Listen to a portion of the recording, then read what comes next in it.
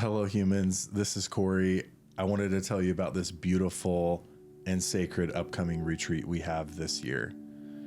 The problem is, for most of us, it's really difficult for us to have moments and periods of stillness long enough to have meaningful spiritual and emotional experiences. I knew exactly what it felt like growing up to be in emotional suffering and not have the guide that I needed to be able to heal and improve my life. What's so powerful about these retreats is not only are they an access point to stillness and connection with the group, but they are an access point to deeper healing and deeper spiritual experiences like you've never experienced. These have had a huge impact in my life and have helped me go deeper. They have truly changed the landscape of me and my family's life as I've come home with greater light and understanding and love. We want you to join us this year on this beautiful retreat. Send us a message. Go to theemotionalblueprint.com and send us a message on that website, and we will send you more information. You can also go to originswellness.org, and all the information is on that website again. So we look forward to seeing you there. Thanks. Acting on emotions as guides to truth. Stillness. Surrendering to what is. Seeking. Using my gifts with purpose. Light. This is the Emotional Blueprint.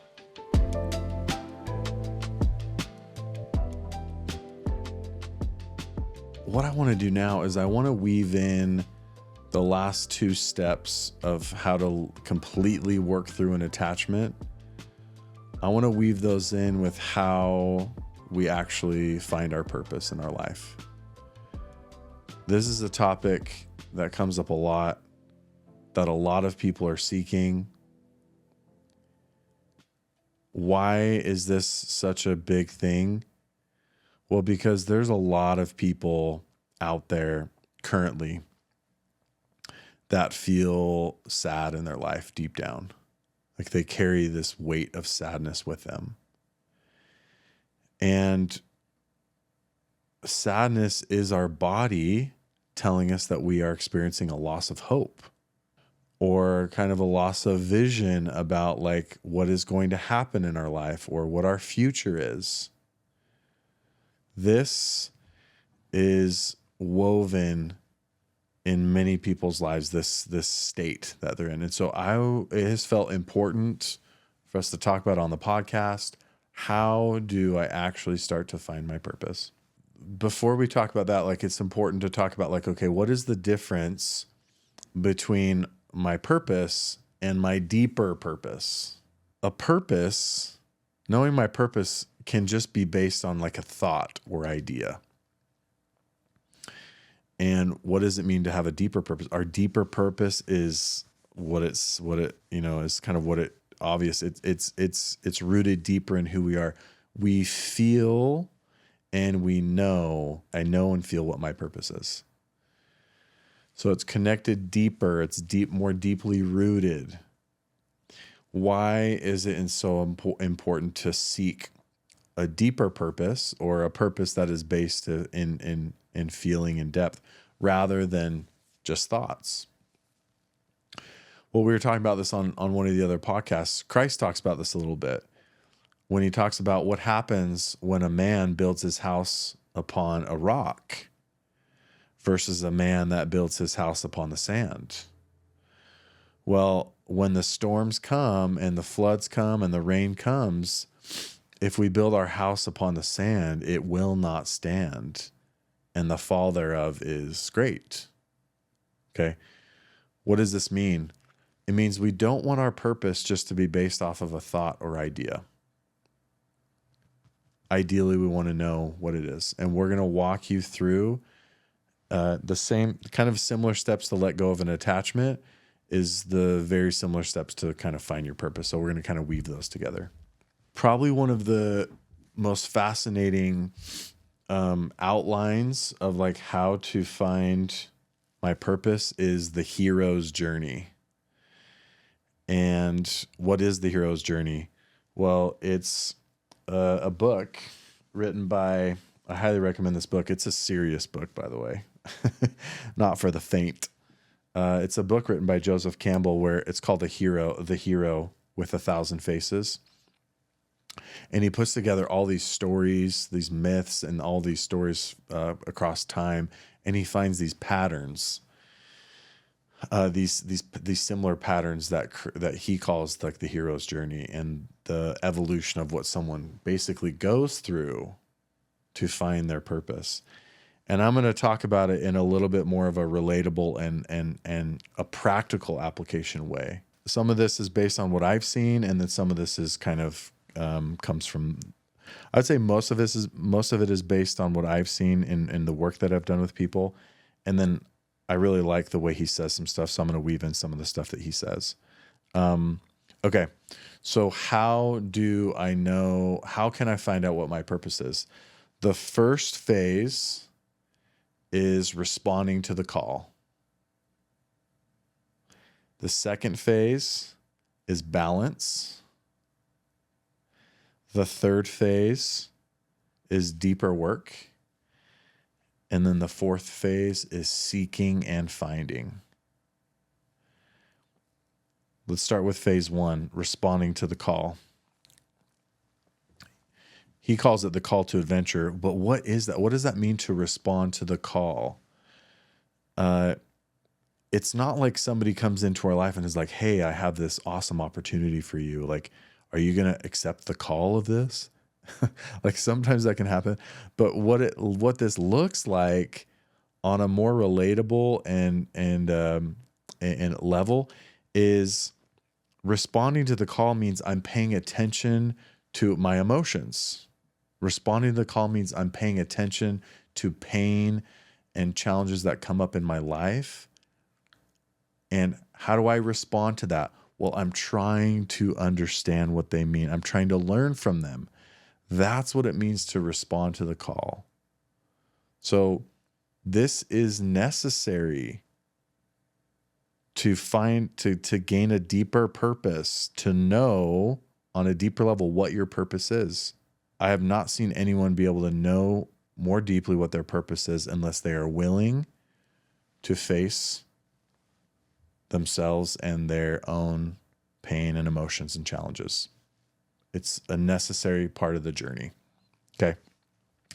Now, what's interesting, what Joseph Campbell talks about is what's the natural response of a human being? Pain comes up for us in our life, emotions come up. It's important to listen to those, but our natural reaction to those is to refuse them, is to avoid them. Okay. So this is a very natural, it's like a denial of the work. So this is very natural. Almost all of us have gone through this process. And that's okay, because we can always go back to learning and growing and being committed to that. We can always go back to that, and then we're on the path. This is worth reading again. I think we shared this on one of the podcasts, but it's worth reading again.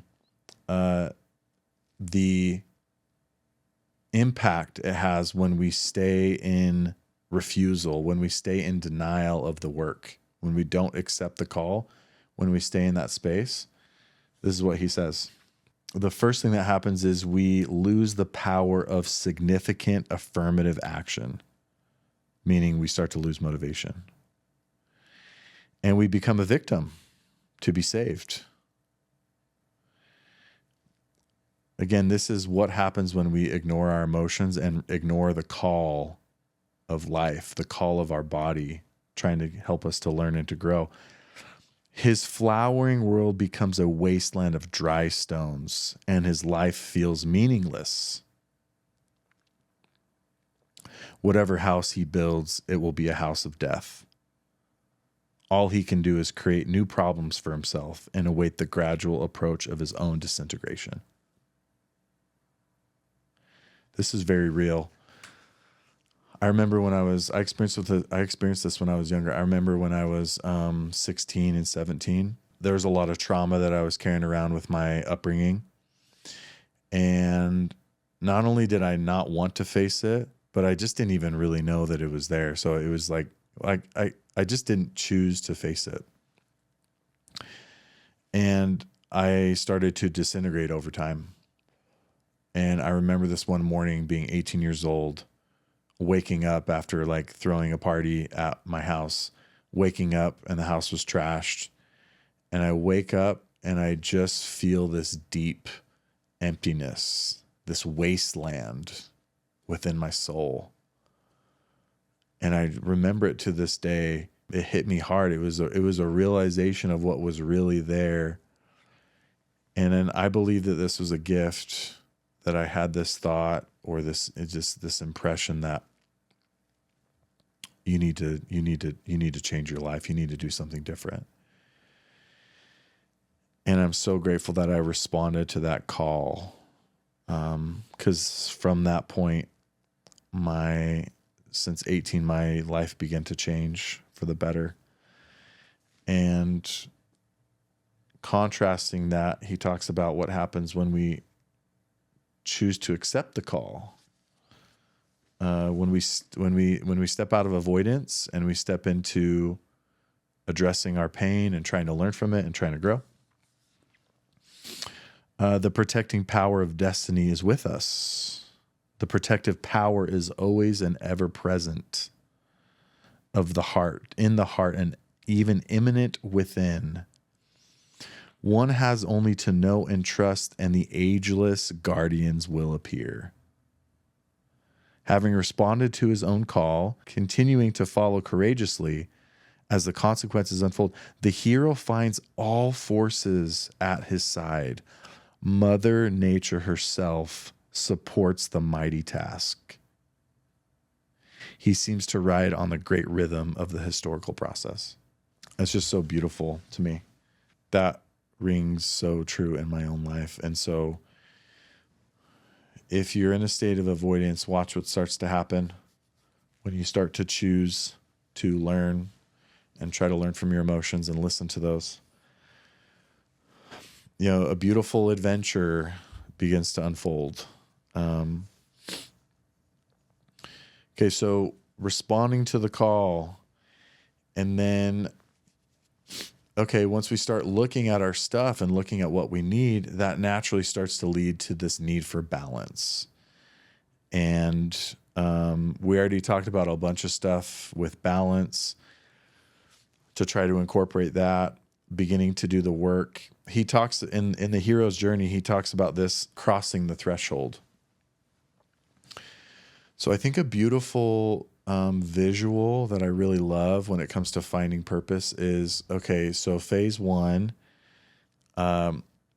is you respond to the call to get on this boat.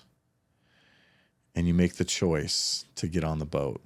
You make the choice to start listening and learning and being really committed to that. And then the next step is you look at the water, and the water is really choppy. It's not wise to try to sail the boat to this great destination if the water is ferocious. You have to wait until the waters are more calm if you want to have a successful journey. And the calming of the waters is the calming of your soul, this balance that needs to happen. And then the waters start to become calm. Your soul starts to become calm. And then as your soul begins to rest, then you can then begin to access kind of this deeper pain, what we call this like deeper work. And that is symbolic of actually making it to this island where there's a mountain. And the deeper work is symbolic of kind of like fog. and you need the fog to clear to kind of know what direction to go up on the top of this mountain to be able to see or to be able to know your purpose. Okay. So before we get too ahead of ourselves, I really love that visual. There's actually some deep symbolic meaning in the mountain and the water. And we might talk more about that, but that visual is I think really good, powerful to me. Let's talk about, we already talked about balance. The next step to find our purpose is kind of the deeper work. Going through the process of feeling your past pain that is still there. Why is deeper work necessary? Why is addressing my deeper pain necessary to be able to, for me to feel more rooted in my purpose? Well, the first thing that starting to feel our deeper pain does is it makes us strong. The negative source, the outside, people, Satan, whatever, will convince us that feeling pain makes you weak. That's a strong narrative of our culture. And that's just like a direct falsehood. If you want to be strong, you have to be willing to feel pain. I really love the example of this in like Muay Thai. So I went to Thailand a while ago. Is really a special trip. Man, these Asian countries can be special. But in Muay Thai, to train to become like a really good Muay Thai fighter, what they'll do is they'll actually kick the tree with their shin super hard over and over and over again until their shin breaks. And then they put a splint on it and they wrap it. And why are they doing that? Well, it's temporarily making their shin weak. But when their shin heals, it becomes really strong and fortified and solid. And that's what happens within us when we choose to feel pain and to break down. There's a natural building up that occurs. This was so inspirational in Native American culture. Many of these chief leaders and these women and some of these special Native Americans, they were powerful people. And many of them could see in the eyes of those they saw. They could see pain in the eyes of those that they saw, in the eyes of people. And this is a gift, and some people have this now, obviously. And a common Native American practice was when someone was in pain, I just love this visual, is they would take their forehead, they would touch foreheads, and they would encourage them to breathe through the pain. We share your pain. Your pain is my pain. They would say things like this and do things like this. And say things like, remember that pain cannot kill you. And kind of that cliche saying that what doesn't kill you only makes you stronger. I mean, there's some truth to that. Depends on what it is. But when it comes to voluntarily feeling pain and doing that with courage and choosing to go there and to address that, it really does make you strong. And you need that strength to make it up the mountain. You need that strength to be able to, part of that strength is it helps us to know what I mean by strength. Maybe a better way to put it is it transforms us, and it helps us to know who we are, which is really important when it comes to finding a deeper purpose. This is also part of the hero's journey, this transformation, this deeper work. The hero goes inward to be born again, where he is to be quickened by the recollection of who and what he is. The hero goes inward to be born again, where he is to be quickened by the recollection of who and what he is. How can we know what our deeper purpose is if we don't know who we are? And how can we know who we are unless we face the darkness that lies within? This deeper pain is internal fog.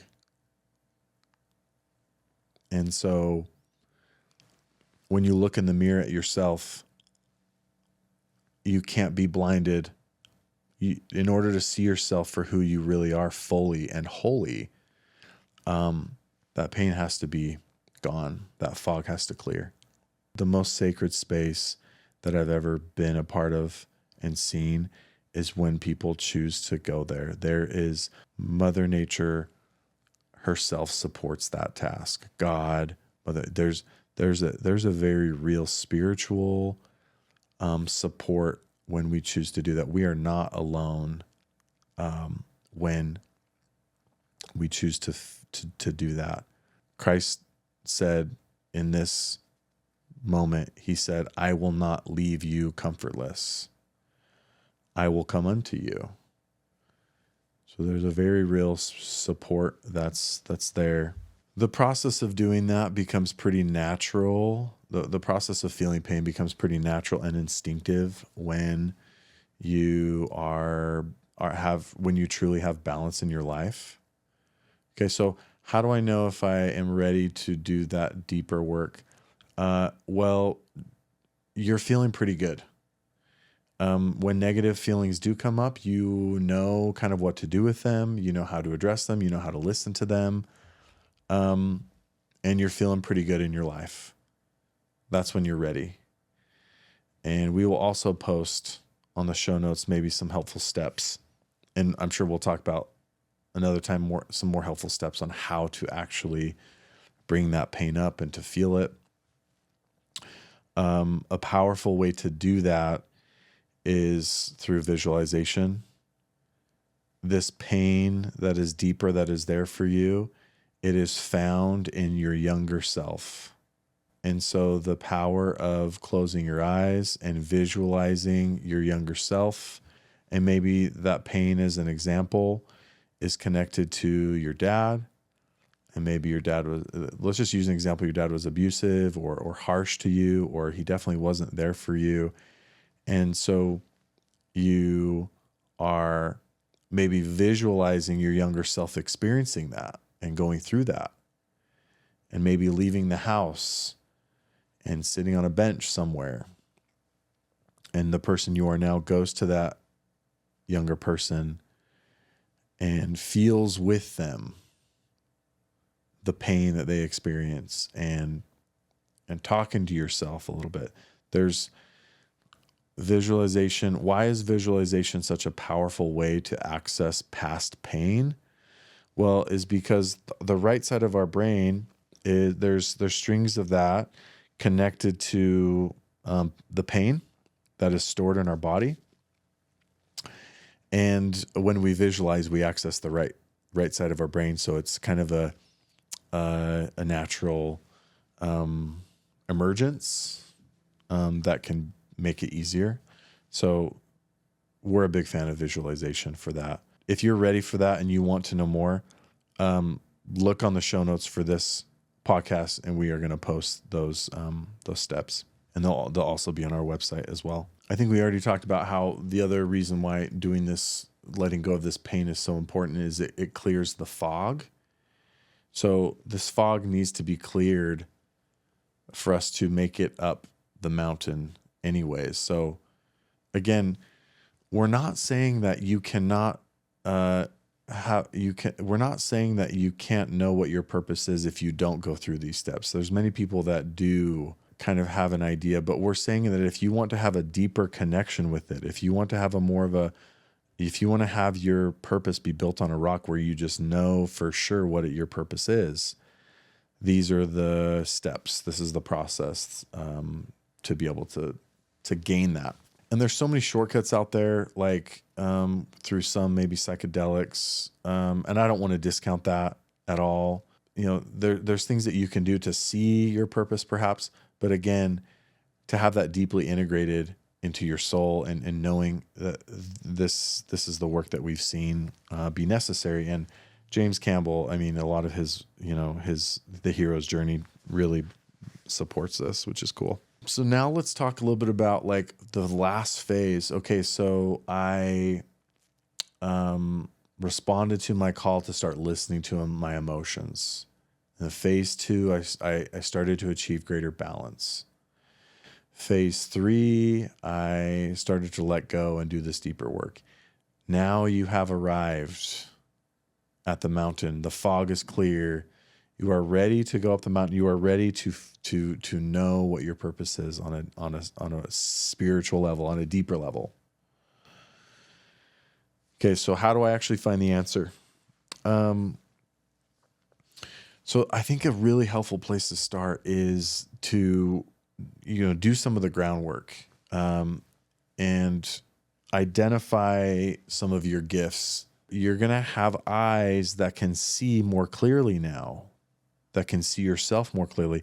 So try to start engaging. So the first step I'd recommend, and these don't have to be steps, but the first practice I'd recommend is, what are some of the gifts that make up who I am as a human being? Start to take time to really write some of those out and ask people that you know and trust too, and really start to develop kind of like a good list of that. If there's other sources you have that can help you notice some of your gifts, like tap into those, meditation or whatever. The other thing as an extension of that is try to cultivate some sincerity and desire in asking yourself the question, why is it so important for me to know what my purpose is? Why do I care about that? The natural evolution of the soul is when the soul is healed, it wants to help others heal. The wounded becomes the healer. This is the evolution of the hero, bringing back the elixir. Knowing the purpose is the pulling out of the sword, and so it's just it not only is it natural, but there's nothing in life that quite can fulfill us like knowing what our purpose is and fulfilling it. And our general purpose is always going to be using our gifts and talents to have a meaningful impact on other people, period. That's generally what it is for everybody. Okay, so you do some of that groundwork, you cultivate some of that. Now, now you want to choose kind of like what we talked about earlier. You want to choose a pure source to direct your question to.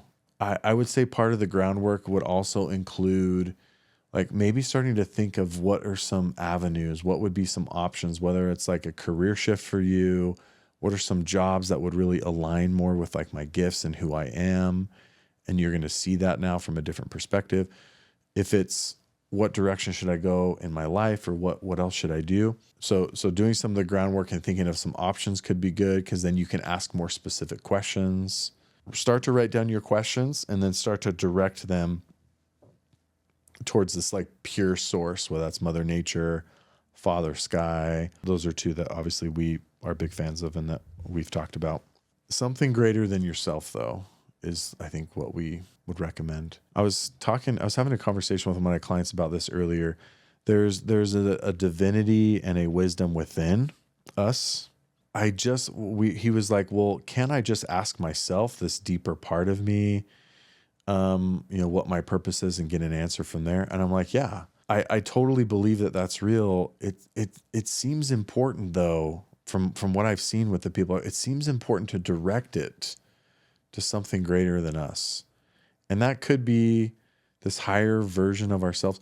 But the only concern that I have with fully believing it's us and that we are creating that is it can definitely lead to kind of like a spiritual ego. I don't know. That's maybe that's just a fear I have personally, but I think it's both. I think there's a real power within, obviously, a divinity within, but that there also seems to be a very real soul and power and wisdom to the external Mother Nature, Father Sky, archetype, or God, you know.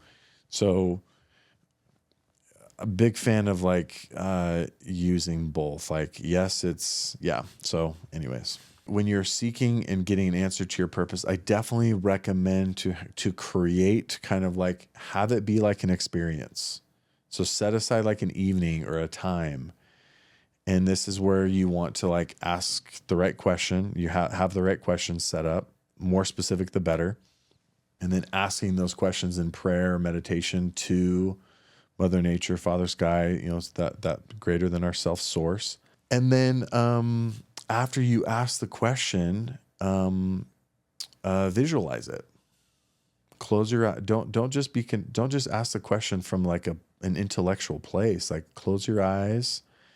Like, really try to visualize you talking to God, or you talking to Mother Nature. Really try to visualize that experience of you speaking to them, and they're there with you, and then they're responding. If you are still and not distracted, you can absolutely trust the thoughts and feelings that come up for you in that moment. Expect an answer. You've done the work. You've found balance in your life. You have let go of a lot of things. And you're now coming to this place, this sacred place that you're creating. You're meant to get an answer. And we are meant to know what our purpose is. Okay? So trust that an answer is going to happen in that moment. Have the faith, or have the expectation that it's going to happen in that moment. And then I've never seen it not happen when that approach is kind of taken. So I have seen people not get the answer that they expect. Like, hey, like sometimes I've seen the answer be like, hey, continue to stay on your path and you will know what the answer is soon, or it'll be revealed to you in this way. Or I more often see people actually get an answer, but whatever the answer is, trust it. There might be, the delivery in which it comes is going to be meant for you, and it's going to happen in the way that it's supposed to. But this isn't something that you should have to wait years for. This is not one of those things. It's like, especially if you've done all this work, you've really cleared out your vessel. You've really cleared out all the fog to be able to be ready for this. So it's create the sacred moment. Be specific with your questions. Communicate why it means so much to you. And Mother Nature or God is wanting to use you to promote their light and their influence. The influence of gentleness and love and nurturing and wisdom and help. And so our true self is to be aligned with that. And they want that for us. They want us to know. So there's an alignment there that you can trust to get an answer. So sometimes the experience comes up in the form of kind of like a positive emotion, feeling of peace, a calmness. And one of the things I'll invite you to do if that happens is to ask in the visual, or when that happens, what words emerge from this piece? What are the words that emerge from this? This is a feeling that is saying, yes, you're on the right track, or something is true or good. But what are the words that emerge from that? Kind of, I don't know if this is the right way, but kind of squeeze some of the juice out of that. There are some people that believe that the world of spirituality and just the world in general is actually made up of words. And I I have experienced that there's quite a bit of truth to that. I don't have a ton of experience in that, but when I have a feeling or when I'm observing nature or in nature and immersed and seeking something, if we need it and if we want, there can definitely be words that emerge from those, from a tree or from, an emotion. So, and that can help you have more clarity and specificity on like what your purpose is. So this has been really great. Thank you.